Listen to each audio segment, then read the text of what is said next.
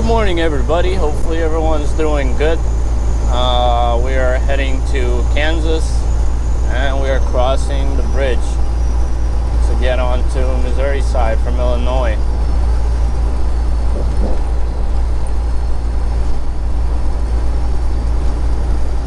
It's kind of a quiet morning. I mean, it is like 3 a.m. and hopefully my camera doesn't die. It is plugged in the charger, but the battery is really low. The microphone is acting up. Let's see. The microphone's acting up. I'm trying to add this. There we go. Maybe that's better.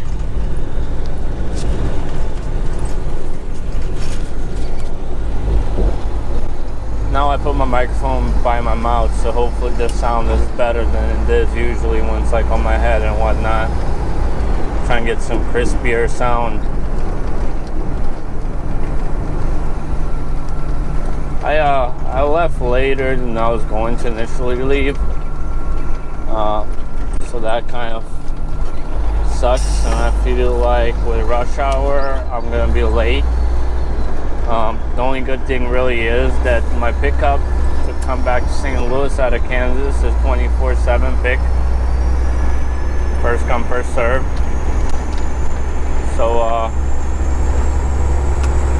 I can still pick that up if they take longer to unload me.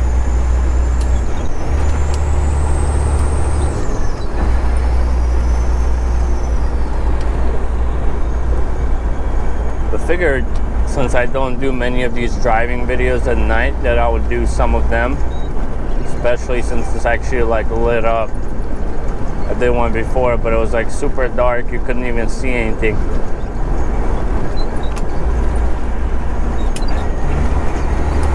I used to take this interstate. Well, this is 70. I used to call it 55. I didn't know 55 ended.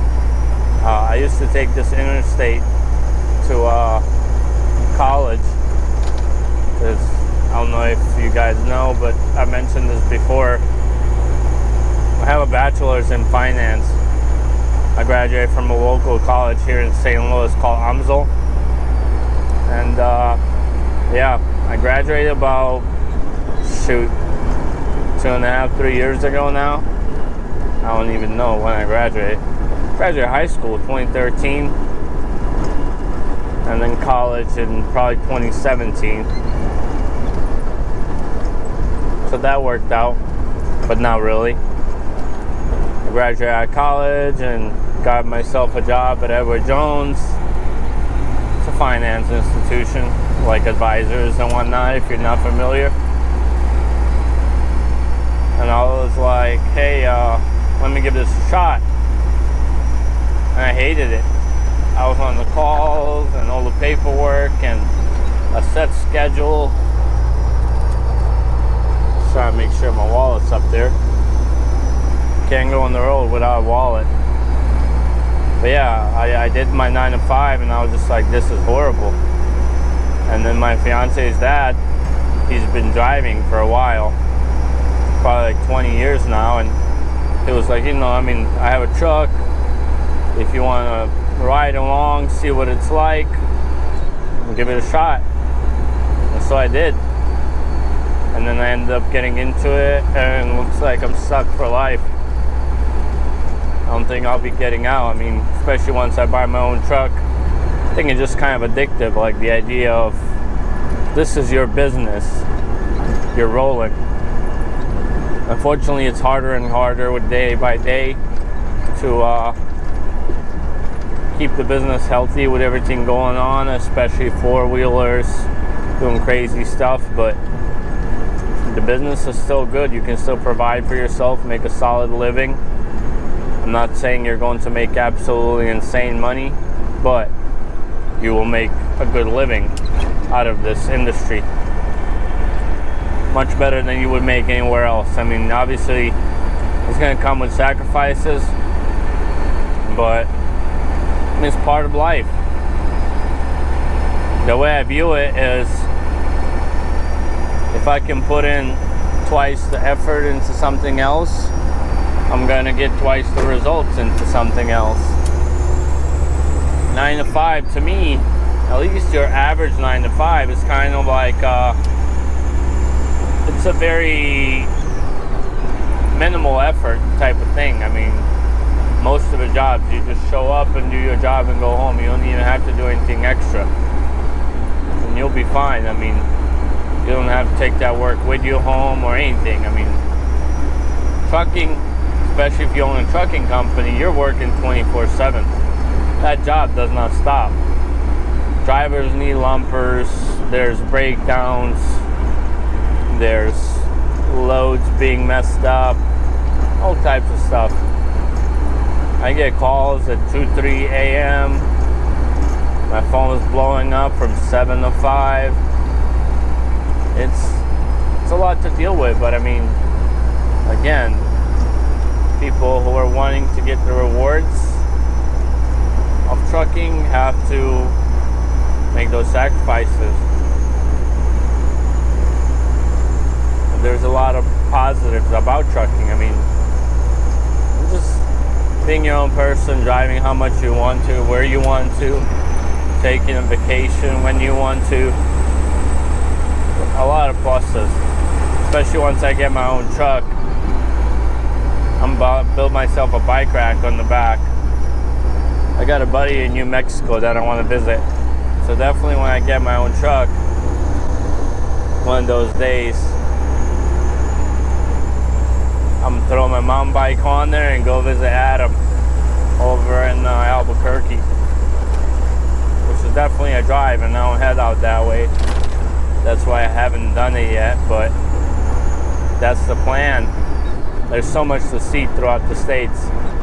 We can even go visit my boy Nick in Chattanooga, Saving Green Lawn Care. Make sure you hit that up. Nick is actually who got me started on this whole YouTube thing. He's been doing YouTube for some time before I did it, and he was like, man, you know, I've been doing this, the community that I managed to create for myself, and you can make some money out of it. It's pretty cool. You should try it. And he just kept pushing me to do it. And I was like, you know, screw it. I'm going to do it. And then I did it, and I'm really glad I started my YouTube channel. But yeah, Nick is the guy. He's an old family member. When I used to live in Chattanooga, that's who I kicked it with. I remember when I was in Chattanooga, like in 2010, this guy started his lawn care company pulling a trailer with this old F-150. I believe it was an F-150. If not, he even pulled it with his Nissan Sentra that he had. He used to work at Shaw. They make floors. He did that. He had a decent hourly, and he was like, screw this. It's not what I want to do. Started his lawn care company. Now he's got a few employees, has his own business, runs how he wants to, works how much he wants to, makes his own money, and I think that's what it's all about. Just the opportunity to be your own boss, you know? Trying to shift this mic. Trying to shift this mic so you guys can hear me better. It keeps moving.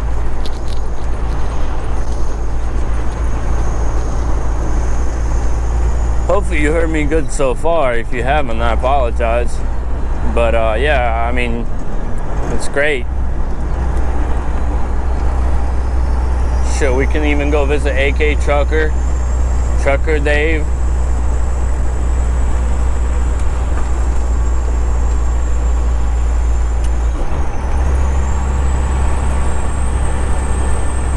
You know, once I get my own rig, snap, I forgot the guy's name, but he's got a red Classic. I watch his videos, and he put a sleeper sofa, and he made like a little kitchen sink area. So like he took his lower bed completely out, and he put a couch this way, Well, you probably can't see me, it's night. And then the kind of a sink and countertop area on the other side. It's pretty cool. I like the setup. You kind of get everything that you need in the truck, and you can cook, wash your dishes, brush your teeth, anything you need to, really. The setup is pretty cool. This is the exit I used to take.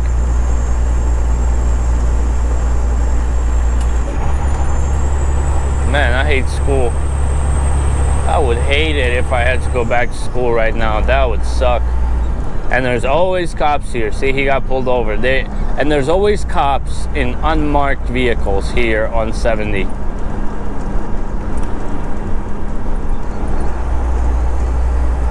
Well, this is the not preferred exit to take. There's another one. I forgot. This one here. This other one I would take. And they're always lined up right here because the speed limit here is only 55. And people are constantly going, you know, 70, thinking it's 60. Like, screw it, I'm just going to go 70. I don't know, you get caught. And I'll get you a fat ticket. College is on the left right here. It's not a bad college, but I wouldn't really say I learned much from it, to be completely honest. It's not like it was life-changing. University of Missouri St. Louis. First, I went to community college for 2 years at Merrimack because I got out of high school and I was like, man, I have no idea what the hell I want to do. So I went to community college just so I don't take a break, because, you know, if I would have taken a break after high school, I wouldn't go to college, period. Because once you take that break and that mentality of having to learn and do work and stuff and homework, once that's out of your head, you're done. It's gonna be so difficult to come back. Like right now, after this time off, I would hate to go back. But I was in community college and I was like, screw it, let me first do this and try to figure it out. Granted, I didn't figure it out. I just met more people around me that were in similar degrees with similar kind of opinions that were in the same boat. It was just like time was ticking and I was like, man, I need to do something. Finance wasn't even like really what I wanted to do. It's just kind of like, okay, well, it seems the most logical. I'll have a lot of opportunities, blah, blah, blah, but I hated it. I used to do sales at AT&T and I was really good at that. So if I ever like really had to get out of trucking and get into something local, I'd probably just go do sales and say screw it. Because just doing a regular 9 to 5, it just does not pay, at least for a business degree. And at least not at the beginning of your career. I mean, if you have other degree, you know, 9 to 5 could be good for you. I mean, I know a lot of these guys who have like computer science degrees and stuff. Like a buddy of mine, he works at a bank, Federal Reserve. He got started off with like $65K a year right off the bat, straight out of college. Business degree, I remember Edward Jones offered me $35,000 to start. I was like, what the hell am I gonna do with $35,000? I'm here 9 to 5, basically every week except 1 week per year other than the holidays. And you want to pay me $35,000? And I went to school for like 16 years of my life? No, I'm alright. I'm just gonna go drive. Screw that.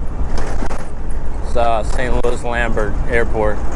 The dumb thing is they don't have international flights from here, which is like, I feel like it's big enough an airport to do an international flight. So like whenever we go to Bosnia, we have to fly to Chicago. And then at Chicago, you go to like Germany and then Croatia, and then from there you drive to Bosnia. But it's so dumb. Like, come on, just give us an international flight straight from here to Europe and call it a day. Yeah, I'm definitely gonna be late to this delivery in Kansas. But I mean, it is what it is.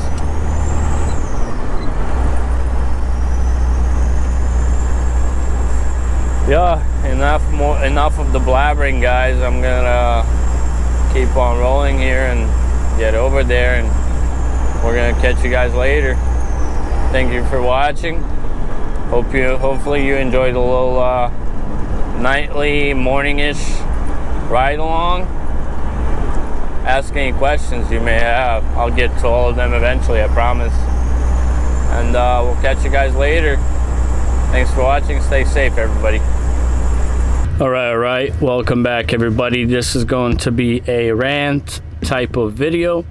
So if you do not like these type of videos, then you can skip on to the next one or wait for the next one. But this is what it's going to be. This video, I'm going to talk about how much truckers are being taken advantage of in the industry. It's absolutely embarrassing. My diesel heater is on, and this is my microphone here. So it's yeah, it's crazy. Think about the places that are just robbing us truck drivers. For example, if you think about when you go into Walmart and you look at the items on the shelf, things are priced reasonably, right? But then when you go to a truck stop, that same item is 3 times the cost. I haven't exactly compared them, which I will have to, but it's absolutely embarrassing. I mean, come on. It costs a truck stop the same dollar amount as it does Walmart to get an item. I think that's a fact. I mean, doesn't cost them any more or any less. So why are they selling it for so much more? I think it should be illegal. I mean, right now it's illegal to be selling items for more to jack up the prices of things. And you can't sell certain items. You can't sell items that people need. So why is it that we're not controlling these truck stops and these places that are robbing us truck drivers from our hard-earned money? For example, the thing that really ticked me off, you go to a bank. A bank is going to allow you to take out $600, and they're going to charge you a fee if you do not belong to that bank, to that union, which is fine. However, what I've noticed is more and more banks have been charging literally the same fee, but what they do is they limit your amount to $200. So if you want to take out $600 per se, you literally have to pay 3 times the fee. Like today I took out $1,000 and ended up paying 5 fees. So I had to take out money 5 times, which is absolutely ridiculous. Let me grab a drink.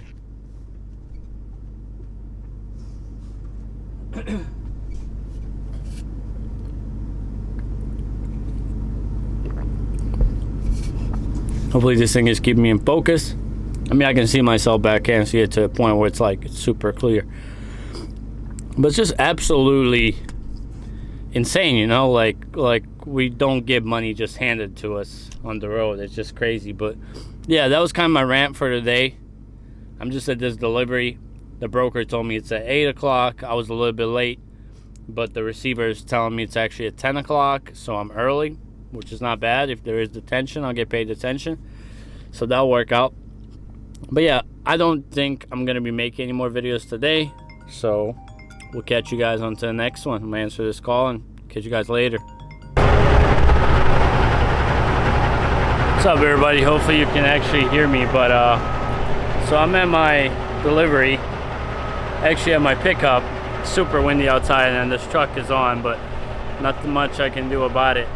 But I was like bored, so I figured like I'll go ahead and do something productive. So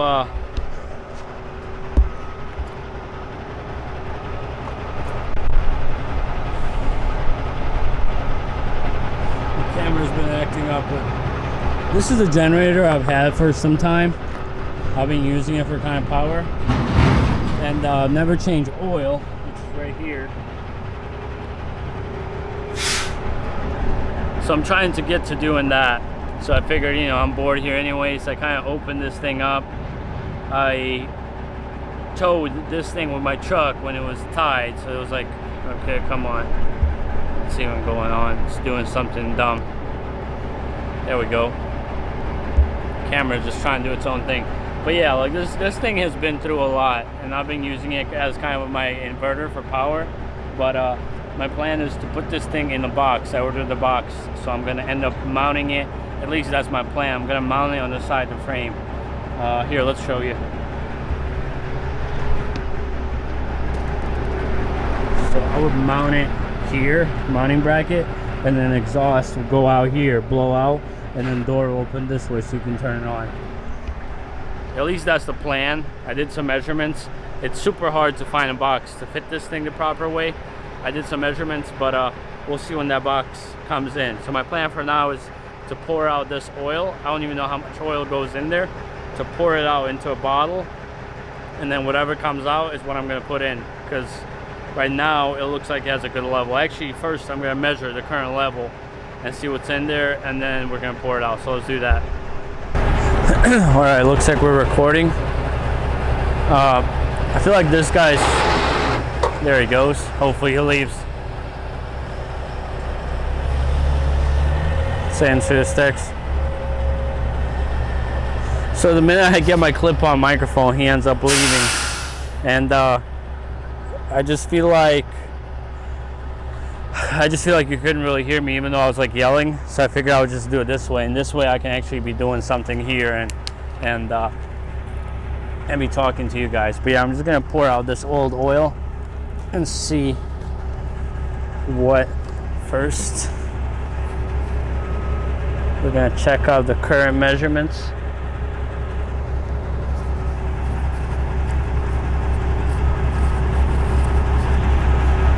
Or he just pulled up, so he's not that loud. I see Zuko's Truck Repair on the back of his truck, which is a YouTuber, Bosnian guy, Zukos Truck Repair. I believe his whole channel is in Bosnian, so if you don't speak Bosnian, you won't know it.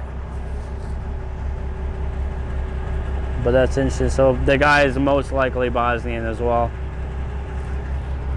I think they have a way to where you don't put the dipstick in all the way, but I've done it anyways. So, and that's like a little bit too much oil.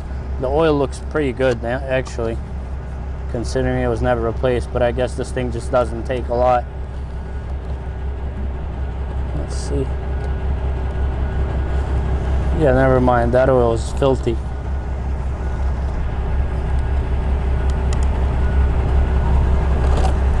Getting a call. Let's answer this. Check call. Let me finish this video. I'll call you back. Oh, okay.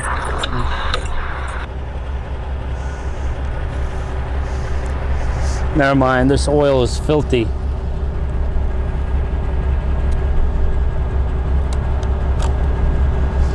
What I'm gonna have to do is lift this generator up higher. Yeah, that's dirty. Lift this generator up higher. All right, that didn't work out quite as planned. A bunch of oil leaked out.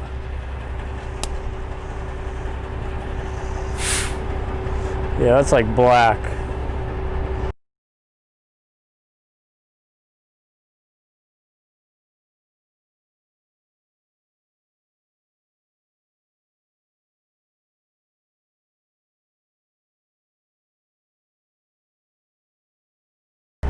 Just trying to get me a load to go Nebraska. I just don't actually go that way. I haven't had much of a luck going that way, really, so I'd rather just say no. Yeah, but this oil was filthy. I've never replaced this, so as you can imagine, that is dirty. I don't know why I said that was clean. That was definitely not clean. So I think it was a little bit over the top, more than I was supposed to have in there. So Instead of me measuring this back and forth, it's up to the sticker to the green, maybe fill it up to blue sign and top. That's kind of my way of guesstimating how much to put in. I feel like if this thing stops randomly recording, just so you know, because I think my memory card is about to die. But yeah, in case it does end up stopping, because I still have to clear it out, you know what happened. Yep, that's it. It's out, folks. 0 minutes of recording. Thank you guys for watching. Hopefully you like the content, because I'm not going to race and do all that now. Catch you guys on the next one. It'll die here any minute, no worries.